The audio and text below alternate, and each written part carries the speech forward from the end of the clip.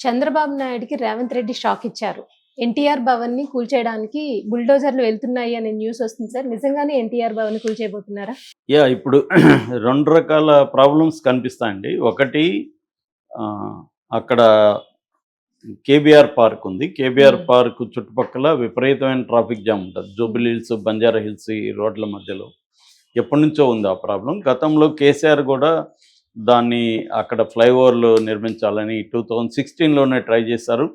అప్పుడు అక్కడ ఎస్ఆర్‌డిపి పేరు అంటే స్ట్రాటజిక్ రోడ్ డెవలప్‌మెంట్ ప్రాజెక్ట్ అని ఆ పేరుతో కేసీఆర్ ఫ్లైఓవర్‌లను పెట్టాలని చూశారు. హ్మ్. అయితే ఏమవుతుందంటే కేబీఆర్ పార్క్ అనేది నేషనల్ పార్క్ అన్నమాట. జాతీయ ఉద్యానవనం కింద డిక్లేర్ అయిపోయింది. హ్మ్. డిక్లేర్ అయిపోయినప్పుడు అది ఎకో సెన్సిటివ్ జోన్ కింద వస్తుంది. ఆ చుట్టుపక్కల ఉన్నది కొంత భాగం వదిలేయాల్సి వస్తుంది. అక్కడ హై పిల్లర్స్ అనేవి నిర్మించకూడదు అనే రూల్ ఉంది. హ్మ్. దాన్ని బేస్ చేసుకొని కొంతమంది ఎన్విరాన్మెంటలిస్టులు ఎన్జిటికి వెళ్ళారు. నేషనల్ గ్రీన్ ట్రిబ్యునల్ ఉంటుంది. ఆ నేషనల్ గ్రీన్ ట్రిబ్యునల్కి వాళ్ళు వెళ్తే అదే ఆగిపోయింది. సో కేసీఆర్ దానివల్ల ఆ ప్రాజెక్ట్ని ఆపేశారు. ఈ ఎకో సెన్సిటివ్ జోన్ అనే ఇబ్బంది వల్ల. హ్మ్. అయితే రేవంత్ రెడ్డి వచ్చినాక దీన్ని డిజైన్స్ చేంజ్ చేశారు. డిజైన్స్ చేంజ్ చేసి ఎకో సెన్సిటివ్ జోన్కి ఇబ్బంది రాని పద్ధతిలో ఇప్పుడు డిజైన్ చేస్తున్నారు. సో ఇప్పుడున్న రేవంత్ రెడ్డి గవర్నమెంట్ ప్లాన్ ఏంటంటే దీని చుట్టుపక్కల మొత్తం 6 అండర్ పాస్లు, 8 ఫ్లైఓవర్లు, స్టీల్ బ్రిడ్జ్లు కన్స్ట్రక్ట్ చేయాలనేది ప్లాన్ అనమాట. హ్మ్. ఇంకొక 10 రోజుల్లో టెండర్లు కూడా వెళ్ళబోతుంది. హుహు. ఈ క్రమంలో వీళ్ళు ఏం చేశారంటే రోడ్ నెంబర్ 45 జూబ్లీ హిల్స్లో ఉండే బాలకృష్ణ ఇంటికి పెద్ద మార్క్ వేశారు. హ్మ్. అట్లాగే రోడ్ నెంబర్ 12 బంజారా హిల్స్లో ఉండే జానారెడ్డి ఇంటికి అక్కడ రోడ్డు 100 ఫీట్ ఉంటుంది, 120 ఫీట్ ఎక్స్టెండ్ చేయాలి, దాన్ని వైడెన్ చేయాలి, హ్మ్. అక్కడ వేశారు. దాంతోపాటు ఇప్పుడు main entrance KBR park main entrance ఎదురుగానే ఎన్టీఆర్ ట్రస్ట్ భవన్ ఉంటుంది. హ్మ్. అంటే తెలుగుదేశం ఆఫీస్ అది. సో అది కూడా ఇబ్బందిగా ఉంది. హ్మ్. అక్కడ కూడా ఫ్లైఓవర్ అది వస్తుంది కాబట్టి దాన్ని కూడా కొంత భాగం కొట్టేసే పరిస్థితి. హ్మ్. సో దీనివల్ల మొత్తంగా ఇప్పుడు 87 మంది ఆస్తులు కొట్టాల్సిన ప్రైవేట్ ఆస్తులు ఉన్నాయన్నమాట. హ్మ్. ఈ ఈ ఫ్లైఓవర్లు వీటికి సంబంధించి 80, అందులో మేజర్ ఆస్తులన్నీ కూడా పెద్ద పెద్ద బిజినెస్ మెన్వి, రాజకీయ నాయకులవి, ఇలాంటి వాళ్ళవే ఉన్నాయి, హ్మ్. సెలబ్రిటీలు హ్మ్. ఉన్నాయి. సో అది రిస్కీ. కానీ రేవంత్ రెడ్డి ప్రభుత్వం ధైర్యంగా వెళ్ళింది. ఇది రేవంత్ రెడ్డి ప్రభుత్వం చేసే దాన్ని అభినందించాలి తప్ప దాంట్లో ఏమీ తప్పు లేదు. అవును సార్. ఎందుకంటే ఆ ట్రాఫిక్ భయంకరంగా హ్మ్. ఉంది. సో దానికి సంబంధించి వైడెన్ చేయాలంటే కొన్ని కూలగొట్టక మొత్తం హ్మ్. ఇండ్లు కూలిపోవు, కొంత భాగం ఇబ్బంది అవుతుంది. హ్మ్. సో ఆ రకంగా చేయాల్సిన పరిస్థితి అయితే ఉంది. ఇది ఒక ఆస్పెక్ట్. దీని మీద ఇప్పుడు విమర్శలు వస్తున్నాయి. బాలకృష్ణ అది కొడతారా? ఎన్టీఆర్ భవన్ కొడితే సెంటిమెంట్ ఉంది. బాలకృష్ణకి సెంటిమెంట్ ఉంది. హుహు.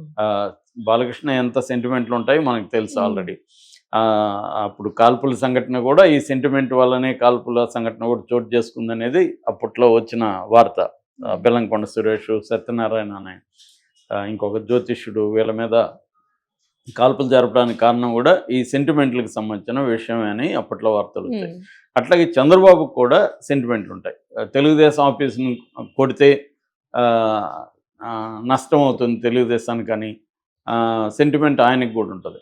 అందువల్ల ఇప్పుడు దాని జోలికి వస్తే కబడ్దార్ అని తెలుగు తమ్ముళ్ళు ఆల్రెడీ తిరుగుబాటులో మూడ్లో ఉన్నారని చెబుతున్నారు. హుహు.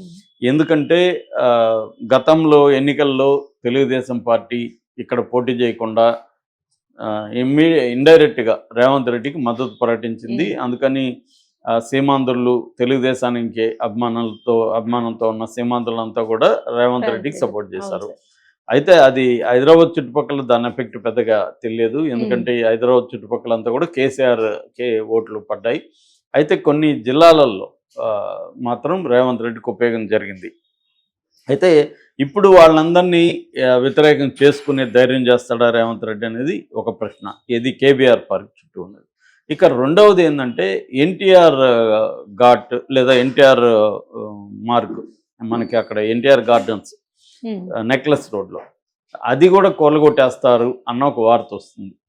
ఎందుకంటే ఇప్పుడు గతంలో కేసీఆర్ ఉన్నప్పుడు తన కొన్ని ఐకానిక్ బిల్డింగ్లు పర్మనెంట్‌గా నిలిచిపోవాలి, కేసీఆర్ చేశాడురా అన్న హిస్టరీలో నిలిచిపోవాలనే ఉద్దేశంతో కేసీఆర్ ఏం చేశాడంటే బాగున్న సచివాలయాన్ని కూలగొట్టి 600-700 కోట్లతో కొత్త సచివాలయం కట్టాడు.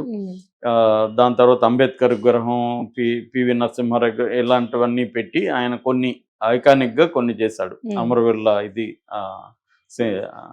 మోనుమెంట్ ఇవన్నీ. ఇప్పుడు రేవంత్ రెడ్డి కూడా కేసీఆర్ సింబల్స్ అన్నిటినీ తుడిచిపెట్టేసి తన సింబల్స్ అనేవి కొత్తగా, అంటే తెలంగాణ సెంటిమెంట్ కేసీఆర్ పేరుతో ఉంది ఇప్పటి వరకు. తెలంగాణ అంటేనే కేసీఆర్ అంటే తెలంగాణ అన్న ఇది ఉంది. దాన్ని కంప్లీట్గా వైప్ అవుట్ చేసేసి తను కొత్తగా ఛాంపియన్ ఆఫ్ ద తెలంగాణ అంటే రేవంత్ రెడ్డి చిరస్థాయిగా నిలిచిపోవాలనేది రేవంత్ రెడ్డికి ఉన్నది. అది ఆయన చాలాసార్లు ప్రకటించాడు కూడా, మీ గుర్తులన్నీ చెరిపేస్తున్నాడు. అందుకనే రేవంత్ రెడ్డి తెలంగాణ గీతం కావచ్చు, తెలంగాణ సింబల్ కావచ్చు, ఇవన్నీ కూడా మార్చే కార్యక్రమంలో ఉన్నాడు.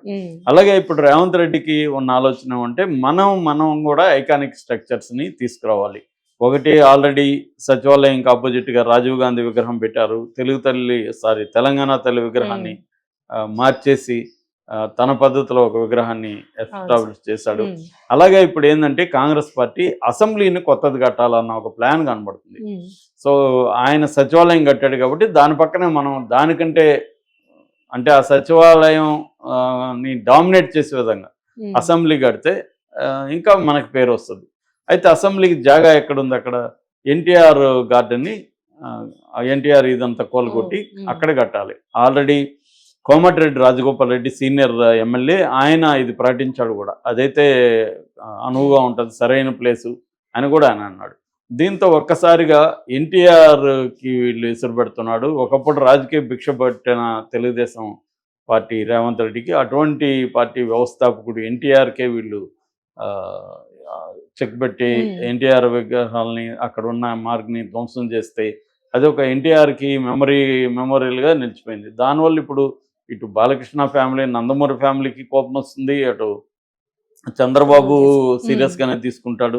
ఎందుకంటే ఒక పక్క ఎన్టీఆర్ ట్రస్ట్ భవన్ కూల్చి, ఒక పక్క అది కూల్చి, ఇంకోవైపు బాలకృష్ణ ఇల్లు కూల్చి, ఇవన్నీ చేస్తే వీళ్ళందరూ వ్యతిరేకం అవుతారు కదా. మరి రేవంత్ రెడ్డి అంత స్థాయికి వెళ్తాడా అన్న డౌట్ కూడా ఉంది. కానీ రేవంత్ రెడ్డి ఆలోచించకపోతే కోమటిరెడ్డి రాజగోపాల్ రెడ్డి ఎందుకు చెప్తాడు? దీని వెనుక కాంగ్రెస్ పెద్దలు ఉన్నారు అనేది కూడా అంటున్నారు. రేవంత్ రెడ్డి మరోవైపు తెలంగాణలో మహాత్మా గాంధీ మెమోరియల్ని ఇది కూడా చేస్తాను, నాకు 200 ఎకరాలు సెంట్రల్ గవర్నమెంట్ ఇవ్వండి అని కూడా రేవంత్ రెడ్డి మొన్న కేంద్ర మంత్రులను కూడా రిక్వెస్ట్ చేశాడు.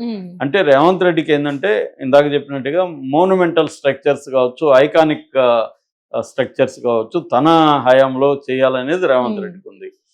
సో ఈ యాంగిల్లో చూసుకున్నప్పుడు ఒక్కొక్కసారి ఏంటంటే నువ్వు ఒక అదేదో అంటారు, నువ్వు కన్స్ట్రక్ట్ చేయాలంటే డిస్ట్రక్ట్ కూడా చేయాల్సి ఉంది. ఒక్కోసారి డిస్ట్రక్షన్ లేకుండా కన్స్ట్రక్షన్ కూలగా రాదు. మామూలు కమ్యూనిస్టుల పెట్టు ఫిలాసఫీది, విధ్వంసం కొత్త సృష్టి కోసమే విధ్వంసం అని. అలాగే రేవంత్ రెడ్డి ఇప్పుడు ఫ్లైఓవర్లు చేయాలి, రోడ్డు వెడల్పు చేయాలన్నప్పుడు తప్పని పరిస్థితులు ఇది చేస్తున్నాడు. దీనికి ఒక రకంగా రేవంత్ రెడ్డికి మంచి పేరు వస్తుంది నిజంగా చేయగలిగితే. అంటే బాలకృష్ణదైనా వదలలేదు, జానారెడ్డి ఒకప్పుడు home minister, Congress party senior నాయకుడు, అయినా కూడా వదలలేదు. అట్లాగే అనేక మంది పెద్దవాళ్ళు 87 మంది ఆస్తులున్నా కూడా రేవంత్ రెడ్డి ధైర్యంగా దిగాడు. కేసీఆర్ చేసి